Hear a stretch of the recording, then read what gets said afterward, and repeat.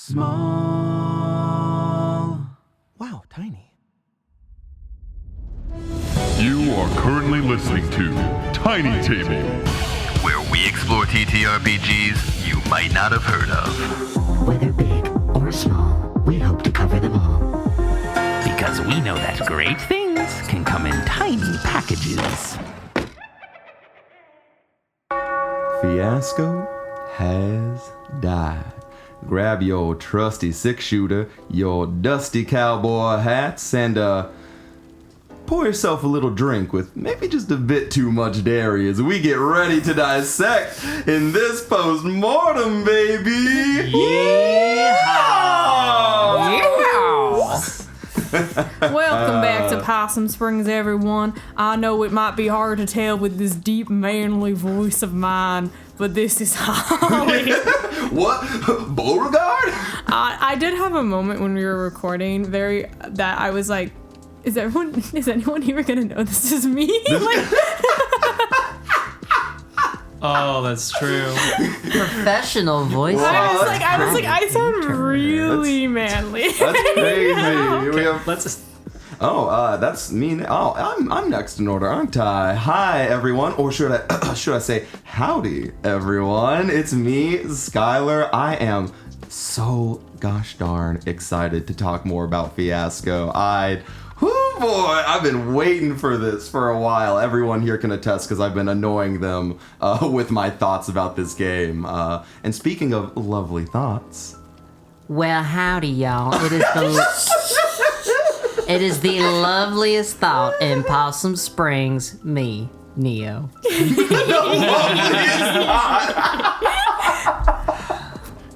And I am the sheriff around these parts. A man of a confused accent played by a woman who's usually better at accents than this character is Julian.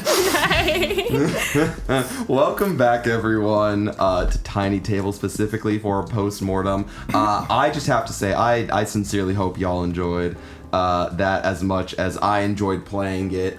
I remember when we ended session, we were all talking, we were like, man, this Postmortem is going to be easy because I don't have a lot of notes. This game fucking rocks. Yeah, it's clean. It's so effortlessly designed, or this game pulls off the trick of appearing effortless when it is very clearly, very carefully cultivated in its rule set. The way the book of Fiasco Classic is written is done in such a way where you read through the book one time, cover to cover.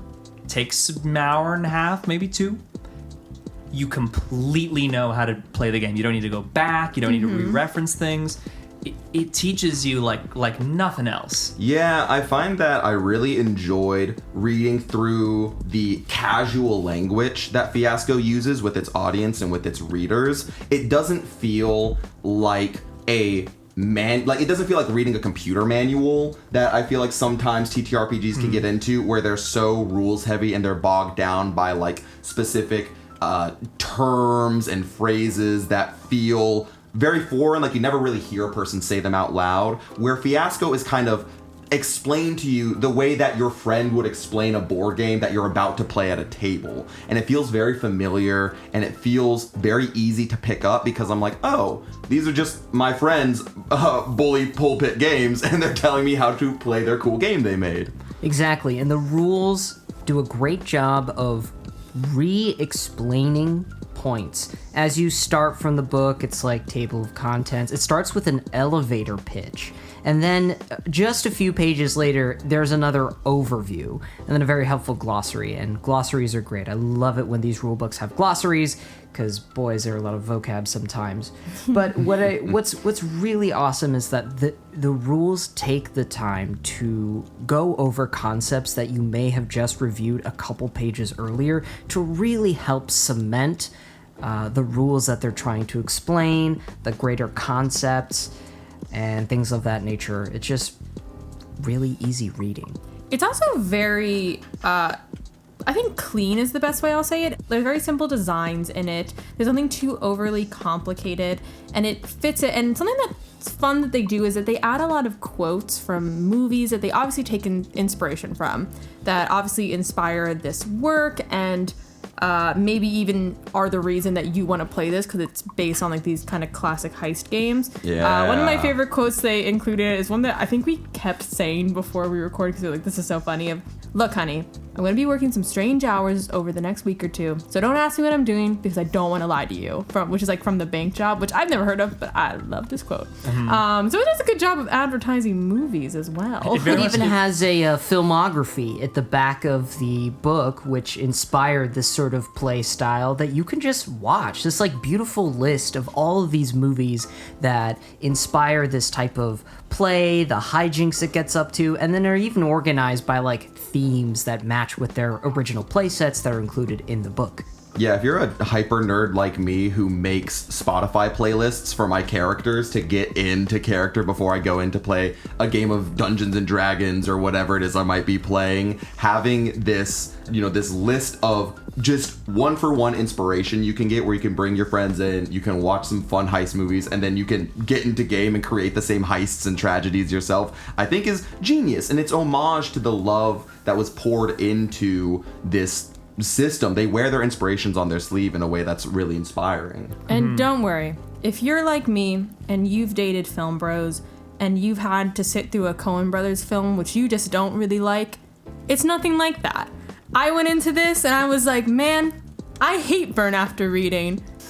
I don't think I like the Coen Brothers. I hope I like Fiasco, and I did.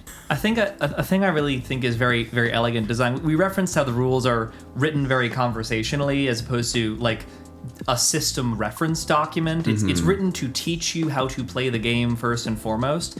But of course, the game isn't without needs to be referenced, but they're so perfectly consolidated. Like the entirety of a session exists within a playset. What's a playset? You pick a location, like a nice southern town, or the Wild West, or the Antarctic, and you just create tables of 6x6 for 4 things: 36 relationships, 36 needs, 36 objects, 36 locations.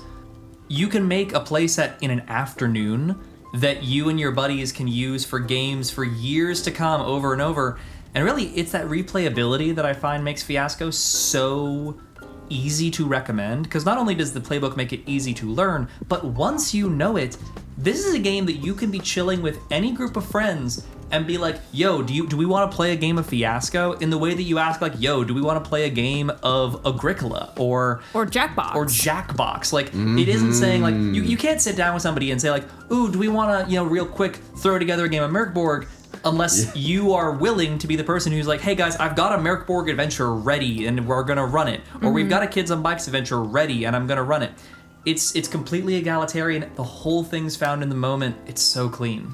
And what I really like that you said there is you talked about sort of endless replayability and variation. You're rolling all these different dice, and so even amongst the same playset, you're never going to get the same game twice.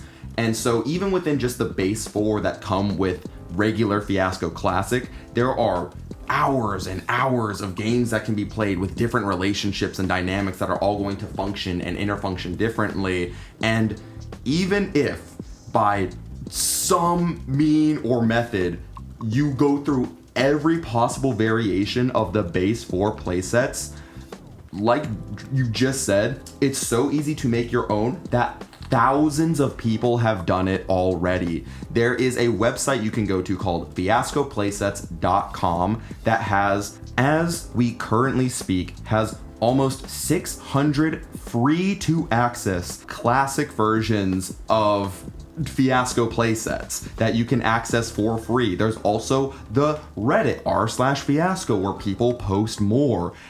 You will never be short for content for this game, and it is also super easy to make it for yourself. I am the only one who had previous experience with this game, and this was still so drastically unlike any of the other times I ever played this, and every single time I've played, it's been memorable. I think about every single instance, even the ones way back when I was in high school.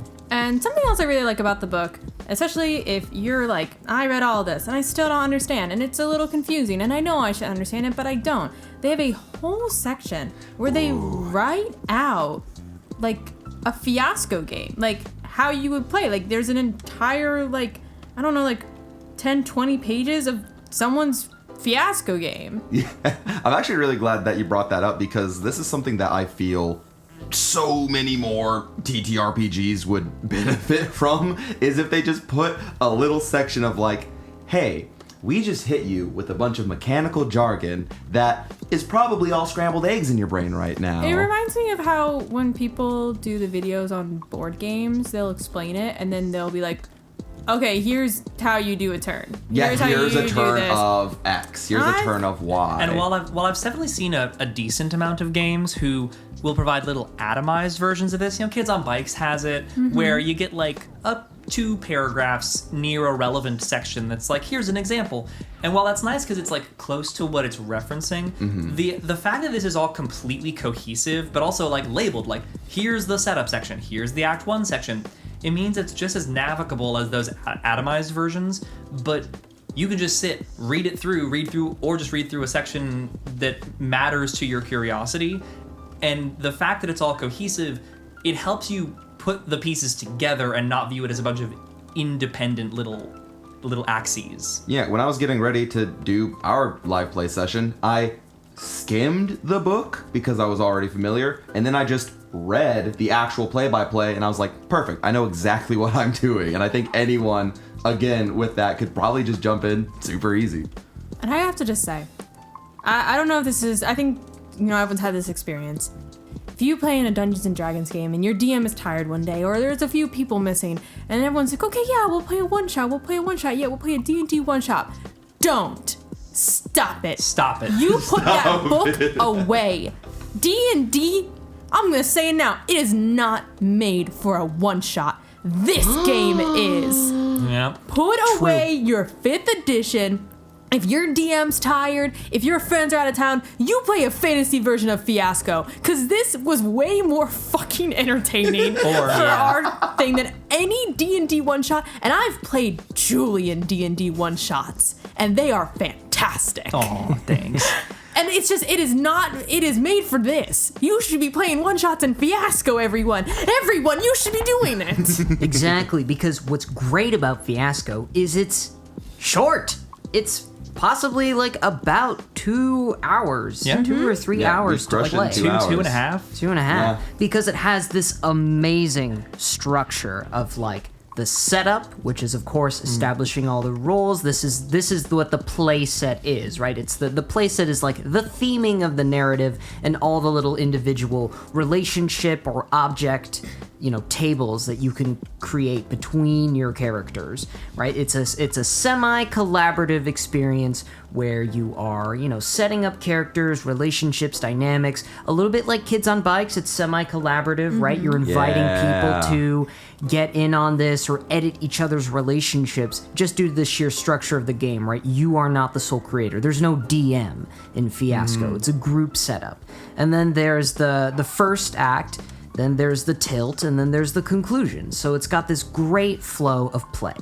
And I think that flow of play is so valuable because to respond to something, you know, that there was recently some discourse in kind of like the RPG internet scene of this Brennan Lee Mulligan podcast episode, wherein he was talking about how he favors Dungeons and Dragons as a system for his role-playing storytelling, and it's caused some friction in the scene, right? Because Brennan Lee Mulligan likes to tell stories that are focused on social dynamics and are focused on character emotionality, and those are not things that D&D has really robust rules for. He was arguing from this perspective of, well, I a trained, you know, improviser and writer and actor and performer, I don't need rules to tell me how to do social improv, but I need rules to tell me how to adjudicate combat because I don't know. He gave like a really noodly example. He's like, I don't know the speed of an arrow as it flies. I'm like, well, D&D's not going to tell you that, but you know, that's semantics.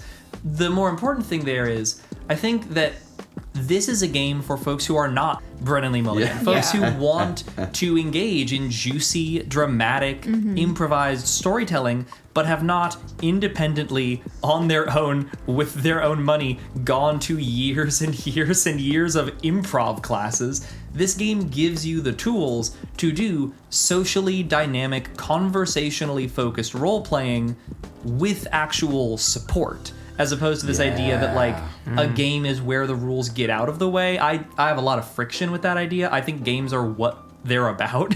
I think D&D is a game about fighting monsters and killing, and Brennan Lee Mulligan likes to make podcasts with it because it's the number one thing and it's the thing he's used to. So, sure. Makes sense. But this is good for people who want to do those types of stories and aren't trained improvisers. Yeah, and I will say off that I think Fiasco is so different than any of the systems that we have done prior and will maybe do for a little bit, and I've ever played with, that one of the big things that got me into Dungeons and Dragons was this fantasy wish fulfillment of, I'm a magic user and I have these stats and I can cast these spells and X, Y, and Z. And if that's something that you're getting into for TTRPGs, is like, you loved playing Skyrim, you loved playing Baldur's Gate, you want to do all these things, because there are some people that play Dungeons and Dragons, play these, that they don't really care about RP. So Fiasco might not be for you. But I encourage everyone to give it a try, because if you really buy into it, you have a lot of fun. Even if you think, oh, I'm not good at improv, I'm not funny, I'm not this, I think you'll have a lot of fun. But I will say, if you are someone that goes into TTRPGs for kind of a fantasy wish fulfillment, you might not find it in Fiasco. And that's totally fine. Yeah, I think one of the things that Fiasco does really well, again, like you said, it provides you the tools that improvisers have worked on for years to create quick, functional, and free-flowing role play without you having to be an expert. And now, to your point, Holly, there is a bit of a daunting element to that, certainly. Not having that experience or having that background, sometimes creating a scene or creating a moment or focusing so dedicated on roleplay can be a little intimidating. But even in being a little intimidating, or maybe not what some people are looking for, that small cost is paid off with truly unbridled imagination. They have so many functions for just keeping it quick and snappy. Like, they tell you kind of in the book, like, hey, be cognizant if a scene's dragging on. We want to focus on the highlights. We want to focus on the moments that make your characters who they are. We want to focus on the things that are going to lead to the drama and the downfall of everyone around them. And something that I really like that it does, that I think helps facilitate a lot of that, is Neo earlier talked about, you know, some of this like pseudo randomness and some of the different tools there, and the fact that everything is decided by dice, and there's a combination of, oh, I can make choices for my character, you know, like I can choose my own relationships, but I can also fuck with yours. The ability to throw in unknowns for your fellow players to have to react to, and as the dice dwindle down, not be able to choose the exact perfect relationship you want or the exact perfect object or location, force you into unique and uncomfortable situations that the only way you can deal with is through collaborative storytelling and role play. And I think that just really creates an environment at the game table that allows for, again, just such freedom and creativity that I've never really experienced with any other system, because usually you're fighting against the mechanics to make those moments happen versus those moments being like handed to you on a silver platter.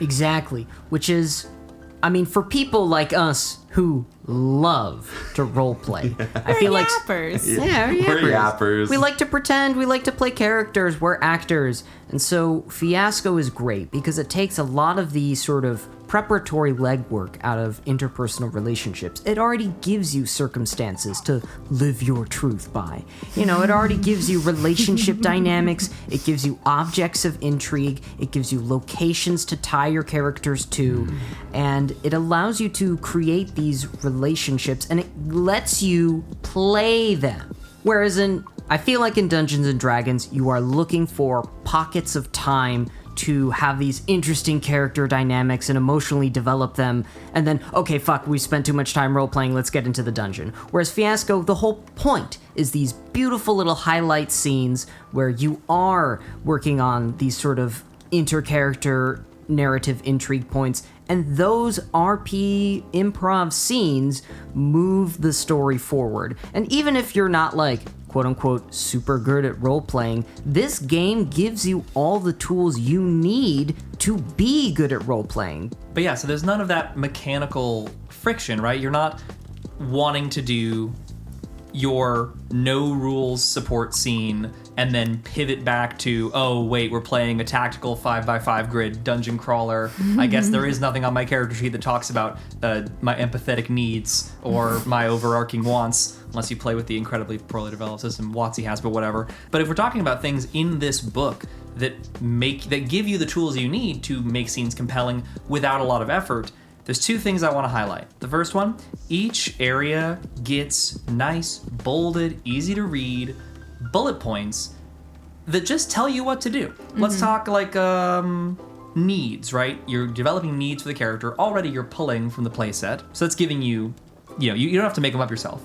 But on top of that, when you are deciding which need to go with, it gives you a list of 3 things to look for. Is the need capable of being the obsessive core of a relationship? Is the need alive with possibility, both good and bad, but mostly bad?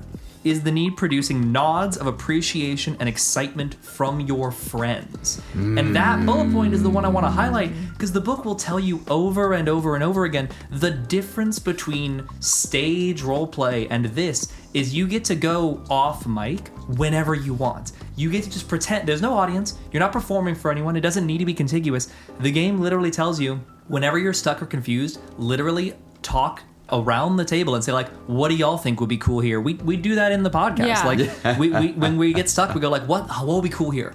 Oh, this should happen. And if people nod in agreement, that's the whole go ahead you need. That is probably cool. It's in the book saying if you see people smiling and nodding, that's the right choice. Go for it. Yeah, it's one of those things where we like to do a little segment here on the Postmortem where it's like, what would you steal? You can't really steal anything mechanically from Fiasco to put into D&D or your TTRPGs, but something you can easily steal for literally any game you play is the table talk, is the above session talk. The way that it encourages engaging and cooperating with your other players, not just for their moments, like the moments between, like, say, Neo and I, but for the moments between Holly and Julian, that we could, like, come in and be like, ooh, what if you did that? Ooh, what if we did this instead? One of the things it encourages and says, like, hey, play with time. Like, the level of canonity of the events is up to the discretion of the players at the table.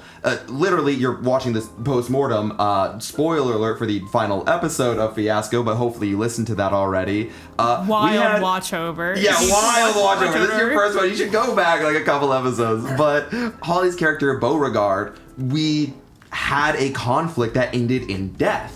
Beauregard died, but there's an end of game mechanic that we'll talk about in just a little bit that Holly did so fucking good at that we were able to rewrite the canon consequence of her character's death and bring them back as, like, the hero of the story. And so the fact that you can go back in time, have revelations, and play with things, again, it just makes it so free. And I love that kind of talk is encouraged at the table, because it's what you should be doing with any fucking TTRPG that you do, but they don't spell it out for you. I think Fiasco succeeds where Kids on Bikes did not in regards to its collaborative nature. I completely agree. The way the structure encourages you to very explicitly interact with other characters' relationships, interact with other characters' scenes. It's almost like you aren't the sole arbiter of your own character. We are all involved in every single, this greater Fiasco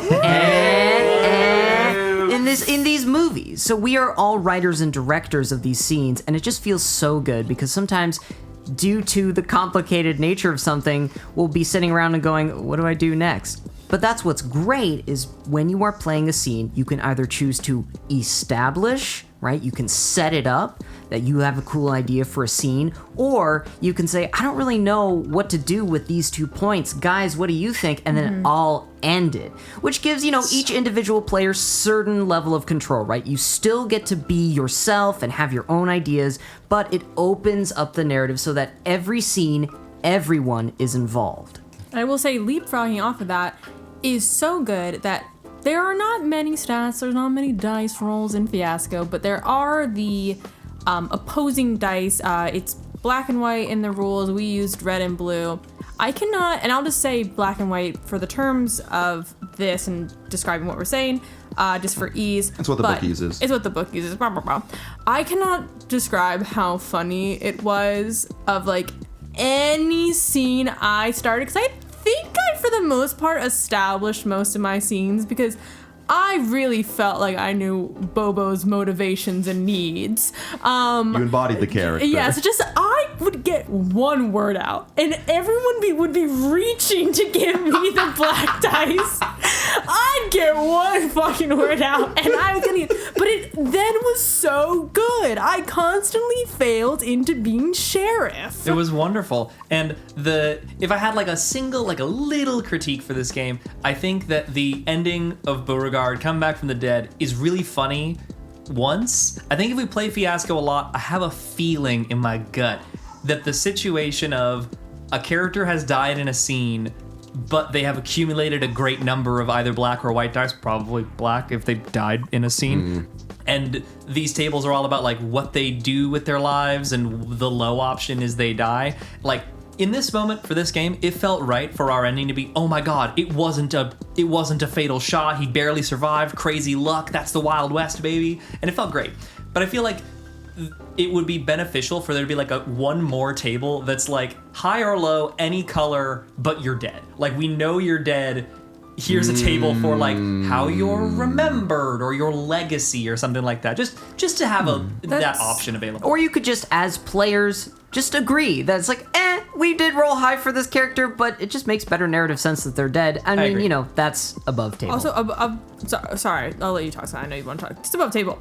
I genuinely thought when I rolled really high on my black that we were just gonna say that I was forever seen as a hero. So when you guys pitched like, oh, you're back from the dead, I'm like, okay, I guess I am.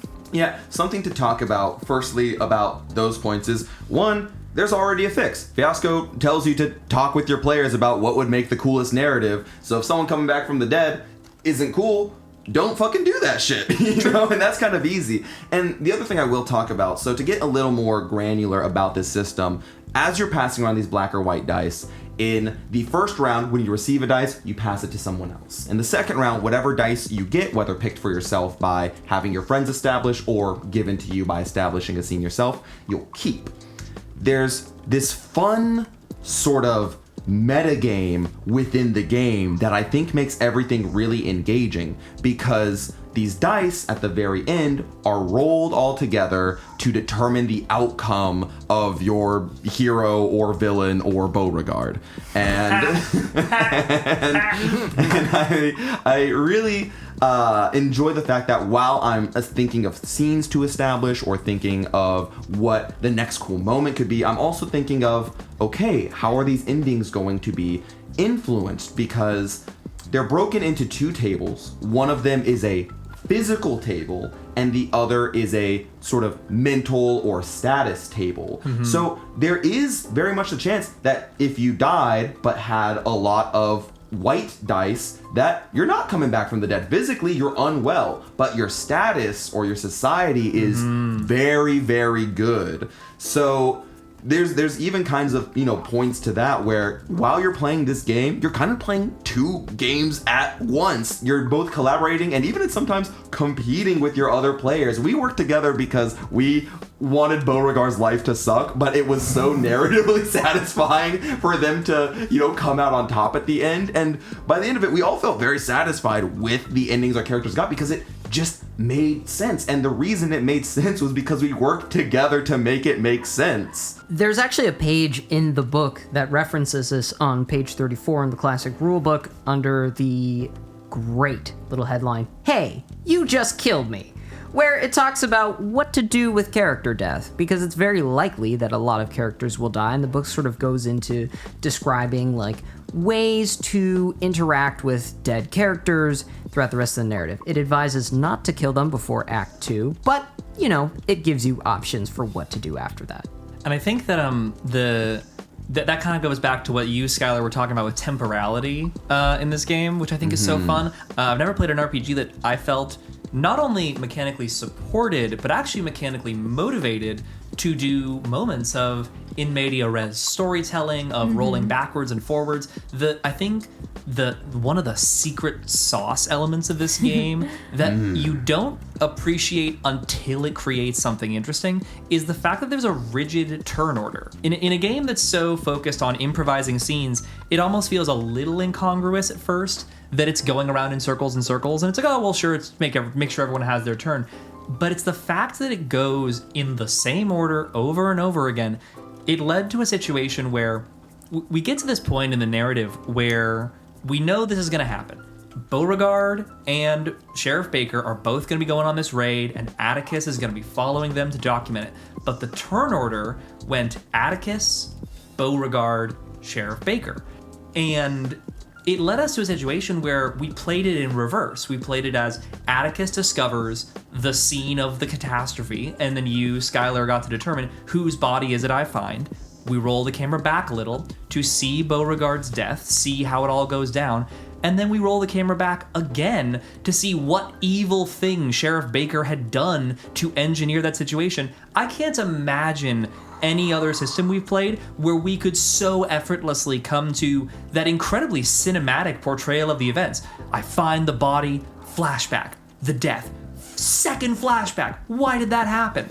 I can't imagine doing that in any other system, but it was effortless because this game said, no, you've got to do Atticus's turn first, so figure it out.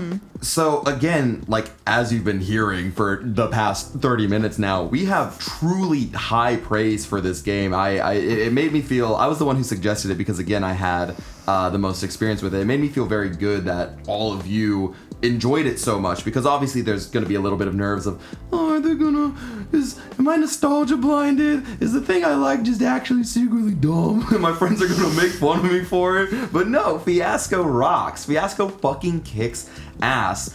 Two things I will note real quick. One, if you're a bit of a nervous role player, I found a little bit of difficulty setting the first scene. However, I will say, I put myself in that situation. The game literally says, hey, if you don't want to do that, you could pass it off to the other three people turn one.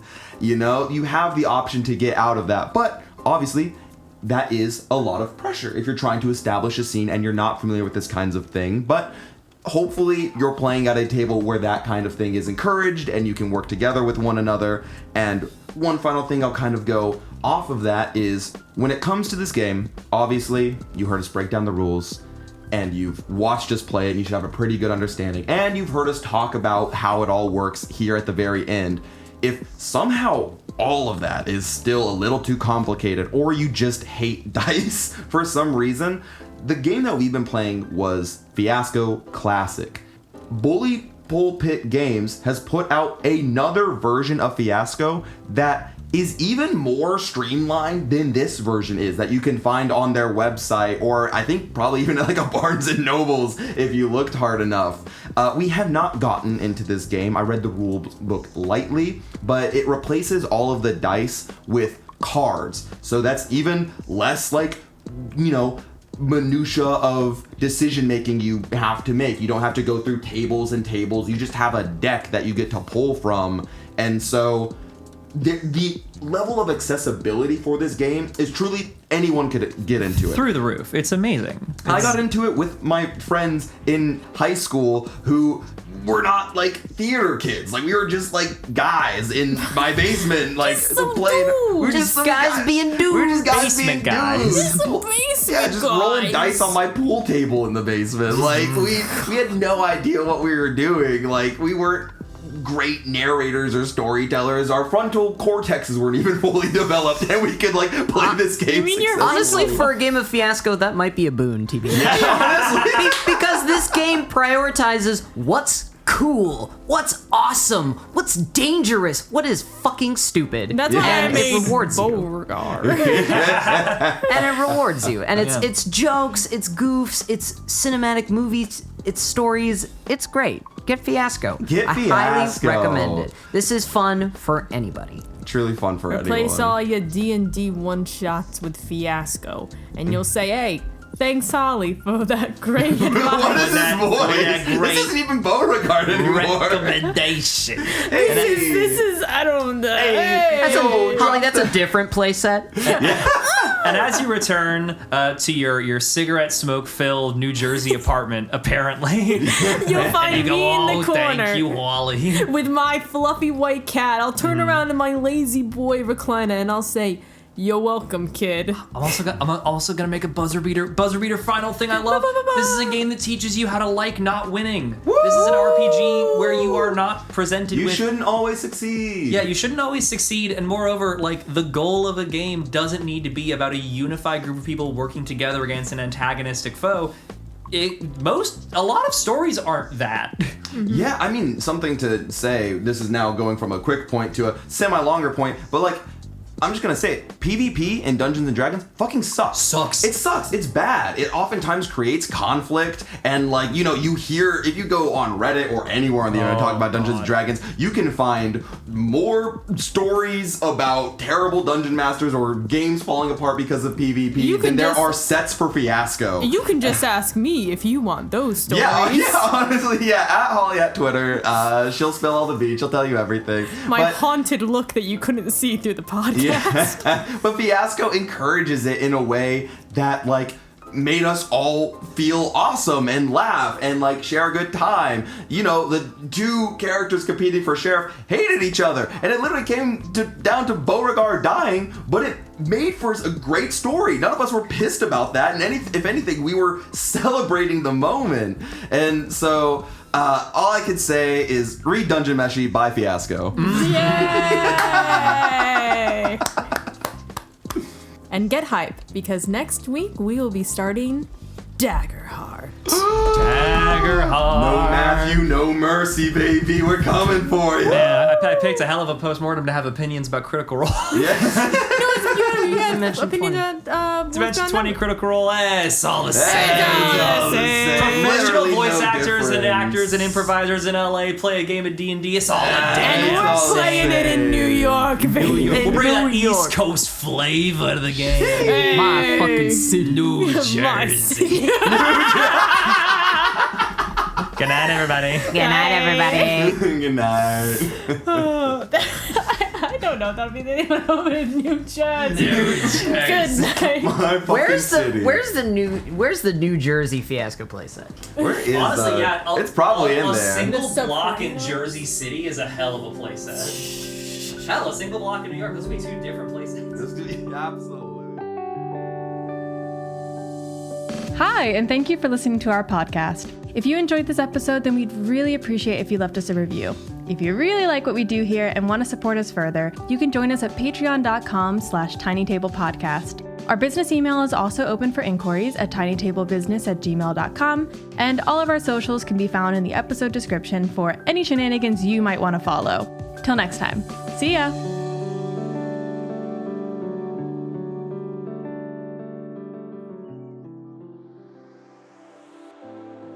Welcome to the Shoutout Corner. We would like to firstly thank Stefan, who, wouldn't you know it, actually shot the Des Moines boy first. Next up we have Drank, who drinks his milk neat, no whiskey, like a real man. Following that we have Jordan, a stowaway on the train that Jolene took when she left Baker, who was only caught due to being heard crying over the tragic farewell.